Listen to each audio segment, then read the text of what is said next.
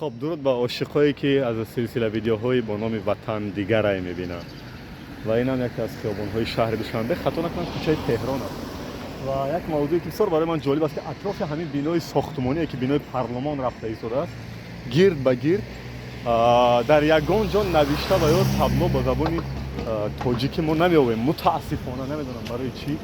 مثلا ببینید تمام لایحه با زبان چینی است با خط چینی است و زبان روسی.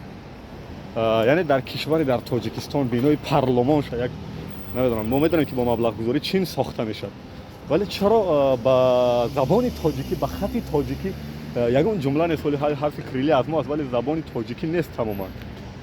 کیتایский техническая группа по проекту здания парламента Таджикистана. این واقعا برای من جالب است که چرا در این لایحه در یگان جاش با خط زبان تاجیکی یگان حرف و پیام نوشته نشده است.